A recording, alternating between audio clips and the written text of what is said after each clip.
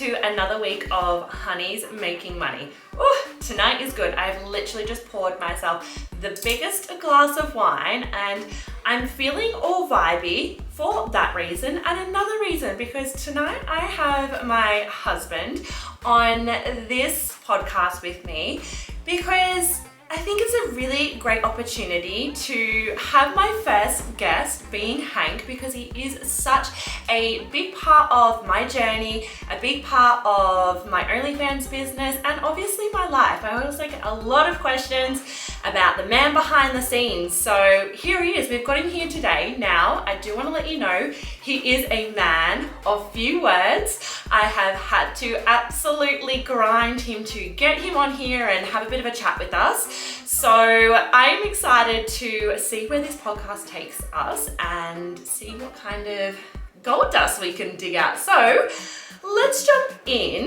Let's talk about you, my love. Tell us about you. Tell us about your journey because I've shared this in a few podcasts earlier about my journey. So I'd love to hear it from your end, your journey and the lead up to starting OnlyFans for us. Well, thanks for having me on.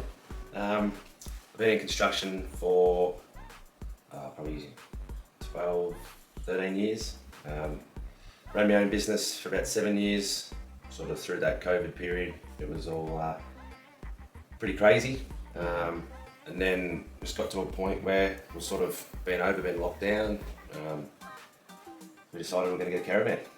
That was such a crazy time in our life. I remember you were running your business and it was all going really well. I was in my network marketing business and then COVID hit and we were just like, what the fuck is this?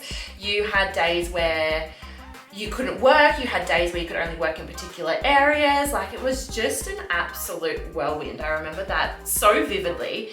And I remember we'd been planning to go away for quite a while, hadn't we? Yeah, we'd watched plenty of YouTube of everyone else doing it and decided, let's do it. Yeah, I think COVID gave us the balls to really jump in and be like, fuck this. Like, we're out, no thanks, not for us. And we kind of just jumped into traveling, having all the gear and no idea, right? Yeah, I think it was like a 3-4 month turnaround from having never had a caravan or towing or doing anything that stuff to buying everything, getting the car up and running and off we went. Yeah, it was crazy. I mean, it was the best time of our life. Like we had so much fun and we learnt so much on the way. Yeah, I don't regret it. We'd do it in a heartbeat again. It was one of the best 18 months we've done. Yeah, for sure. We've actually been speaking about it lately. How much we miss it and we want to go back to it and continue traveling. I suppose, and that's where we not found out about OnlyFans, or I sort of already knew about it. Of course you did. Blokey bloke. But we met that girl up in NT and sort of went from there. Yeah, it was like, it all kind of happened, like the universe kind of put it out there for us, didn't it? It was weird. Like I had never heard of OnlyFans, and obviously you being a boy and a bloke and all the dudes talking about it and it coming up, you were familiar with it, but you weren't really too certain on the business side of things, were you? No, I didn't really realise how much money they could make and how they could sustain a lifestyle or, I suppose, set themselves up. Yeah, which was such a big eye-opener because I remember meeting this girl and she was traveling with her family and she was funding the travels, and at that time you had closed down your business and my network marketing business was getting to a bit of a sticky stage. So I remember us just thinking like, oh, fuck, that's pretty cool. Like she's traveling and making all this money just doing these things. Like, let's check it out. Yeah, it was. It was interesting. It took a few months of discussion back and forth. Yeah, it really did. And I said this in previous podcasts that it was never something that we just jumped straight into. It was never something where we went in blinded. We did have a lot of discussion around it, what it would involve, a lot of research as well of what it was about. So we did go pretty in depth, didn't we? Yeah, it was. It was a fair few months of back and forth and discussion on what we would do and what we'd be comfortable doing and how it was going affect us in the long run. Yeah, it was really interesting because it was never something we'd planned. Like, we weren't like, hey, let's go away traveling and then become porn stars. It just kind of randomly popped up. Yeah, it's not something we regret. It's been for the best. Yeah, for sure, which is why I'm really excited to get more into the podcast and a little bit about our journey. So tell the listeners, because you've kind of been dipping in and out of the business or our business. Like, it's always our business. It's always been us. We've always discussed these decisions. If we are changing content, if we're doing new content, if we're collaborating, whatever we're doing, we're always discussing it. But in terms of actual like work and being involved in it, you've kind of, you know, dipped in and out. So share with the listeners your timeline and, you know, how you kind of grew in and out of the business. I suppose I stayed in construction for the first part. I suppose you were no face at the start. So yeah, it was sort of just dipping your toes in and seeing how it was going. And then it started to get busier and busier. So I sort of started helping out after working out with the social side of it and just as much as I could. And then it went from, I suppose, being no face to us filming. Yeah, we made that transition to being a no-face creator, and then I think I did solo for a few months, and then we did boy-girl. Yeah. We introduced boy-girl. I reckon it was about 6 months in. Yeah, and then I suppose going from that, filming more, and then I suppose that led to obviously the discussion of collabing and being from where we were in Melbourne to having to travel to and from Gold Coast or Brisbane areas. I suppose I started to back off the construction side a bit. Yeah, you were my full-blown assistant at one point, and I frothed that. Like, I absolutely loved it. You're getting on the plane rides with me, carrying my luggage, you were filming our girl scenes, you were doing all the things, and I missed setting that. up the cheese platters and Yes! making sure I'm running champagne and water and the towels were getting washed. And Oh my gosh, I remember that. You were such a good assistant. Like, you went all the way. You were pouring our champagnes, you were going down the shops, you were getting us lollies and snacks and everything. I think I need to rehire you. Really missing that. So yeah, you were just on the sidelines at the start in terms of being involved. Like, obviously every decision is made together, but in terms of workload, you were kind of on the side, and then you got like balls deep into it. Like, you literally did everything. Literally. Like, what I was doing, you were doing. We were filming together. You were filming, you were taking photos, you were traveling with me, or we were traveling, I should say. You were cutting up cheese and biscuits for us. So you were really involved. You were helping with the socials, the marketing, which is really cool, because I think it's really cool that you get an insight into the whole business. yeah, that was some full-on crazy days from the start to the finish, and the 3-day sort of filming weekend, I suppose, between the TikToks and the Instagrams, the photo shoots, the filming. It's pretty draining.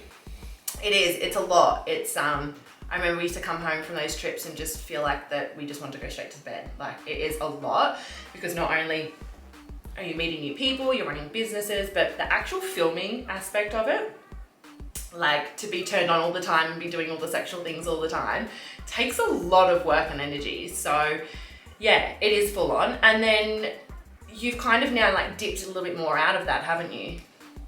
Yeah, I got offered a good role, so I've sort of gone back into construction a fair bit. I suppose for a future for me, to keep me going till retirement age, I suppose. Hopefully I'll be finished before then, but it's Goals. It's definitely, yeah, dipping back into that, I suppose, construction side of it, and we've backed off, I suppose, collabing as much and more focused on just us as a brand, I suppose. Yeah, for sure. We had this discussion quite a few times, didn't we, about, you know, the business was going so well and you being my assistant was great. I was loving it. But we kind of had that niggling feeling of, you know, nothing's guaranteed on OnlyFans. At any stage, they could pull sex work from their platform, they could close us down. There was a lot of uncertainty there, we felt. So we kind of were like tossing up, oh, you know, should you look at getting something that's more stable, long term? So I think when that job kind of came up, it it was kind of answering our prayers, like, here's something. And I think it's been the best thing for us, don't you? Because it's given you something outside of this business to work on, and that's yours, which I think is really healthy. Yeah, well, construction's my background, so I suppose for a long-term thing for me would be obviously always staying in construction. If everything went well and you make it big, then I suppose it works perfectly. But if you don't, then you always got to have, I suppose, a fallback plan. It's not like bang, everyone goes viral and makes millions straight away. Yeah, that's right. And it was more longevity as well, you know, building long-term wealth for the kids and just thinking about that long-term future of ours. So yes, it probably was a really safe decision for us, but I think it made you feel really comfortable in going back to what, like, you know, and the role that you got was absolutely incredible, and you've had so much growth from that and so much movement, which has been absolutely incredible. And the business and OnlyFans is still, you know, doing its thing and still going along. So I think it's worked really well, that dynamic. Yeah, so that's, I suppose, a little bit of insight in terms of your involvement and the journey that you've taken with OnlyFans. I put out there a while ago some questions that people wanted to ask us as an OnlyFans couple, wanted to ask Hank, because I know we get a lot of questions around, you know, filming together, building a business together, working together, absolutely everything. So you guys submitted some really cool questions, and I thought I'd throw them out today. So let's jump into some question time. All right, the first one we have here is, what motivated you both to join OnlyFans? And I'll let you go first on this one. I'd say lifestyle, freedom. After traveling, I definitely didn't want to be tied back down to a 9 to 5 or a 7 to 4, that sort of job. Spending 12 to 18 months, I suppose it was, of just traveling and doing what we wanted, seeing the kids as much as I could, watching them grow, spending quality time as a family. To go back just to, I suppose, the norm. The norm, as they call it, slave. Terrifying. Yeah, it's not something I was really interested in. So I suppose this gave us the freedom, or was going to give us the freedom. That's what we had planned. That was sort of the dream, I suppose. Being able to make plenty of money and doing what we want. Yeah, I agree. We were at a stage in our life where we had such a big taste of how fucking cool life could be. Like, we were living on the road, we were living on the beach, we were doing all the things, no worries in the world. And then I feel like reality kind of crept up on us when our bank account was like, oh, hello, like, Hank's not working, and honey, your network marketing business isn't doing what it used to. So I think it really crept up on us, and we were like, oh. And I think it changed that perspective for us of we want to do this forever. We want to be able to make choices. We want to be able to wake up and go, let's do this today, or let's do that. So I think that put us in a really cool position to be open-minded with, what we could do next. But I've spoken about what motivated me to join OnlyFans, and that was I saw the business opportunity, which does align with what Hank has said. In terms of freedom, spending time with the kids, spending time with Hank, being able to wake up and design our days and do what we want to do, we were very much on the same page with that. We were very much on the same page of that lifestyle just being really attractive. Yeah, definitely. And that's still what we aim for. Being able to do what we want when we want, and the freedom of it, I suppose, not working 12 months to be able to take a couple of holidays off and then jam in when everyone else is doing holidays, and I suppose that whole normal thing. Yeah, doesn't it sound disgusting? Well, it does, 100%. At that moment, we can just do what we want when we want, spoil the kids as much as we want, the freedom. It's nice. It is, and I was speaking about this the other day. It's not always about the money. The money's great, but it's the freedom. So, to earn millions and millions of dollars is great, but sometimes it just comes down to being able to earn enough to get freedom, to be able to earn enough just to go, let's do this or let's do that. So sometimes the opportunity that lies in front of you isn't about becoming a millionaire overnight, but more so allowing us to be able to just tap into a few $1,000s extra every week to be able to do what we want to do. Yeah, 100%. If we became millionaires, I'd still dress the same. Yeah, I'd still 100%. do the same things. You wouldn't be able to tell the difference. I just like the freedom. Yeah. I like to be able to do what I want when I want, go to new places, new adventures, all that exciting stuff that we, discovered when we first went traveling. There's more to life than just doing the same job over and over and over again, driving that same road to work, to stand a house frame or something in the freezing cold, and come home and it's dark and the kids are in bed. There's just way more to it. Yeah. And look, there are people out there that, that's life and that's what they have to do. And, you've got to pay the bills and put food on the table. But I think it's really cool when you do have an opportunity like this that comes up and, you do see how amazing it can be and the motivation in it, really. Oh, definitely. But I suppose we get taught as a generation, that's what you're supposed to do. Yeah. Like, that's what we get taught. Finish school, get a job. That's how life is. Yeah. There's so much more to it. Grow old and die. Yeah, everyone says, oh, you're so lucky to go traveling. Well, it wasn't lucky. It was, we just put everything into it, shut everything up, went and did it. Yeah, and it backfired pretty quickly. Yeah, that used to grind our gears so much when people used to say you're so lucky, and it had nothing to do with luck. It had a lot of hard work leading up to those years. We were in a good financial position to be able to buy the van, buy the car, and set ourselves up to go. So it was a lot of hard work, but it was a lot of guts. Like, it was a lot of, like, nothing certain, nothing, like, we don't know the outcome, but hey, life's too short, let's go. What surprised you about the OnlyFans industry, or what misconception did you have before starting?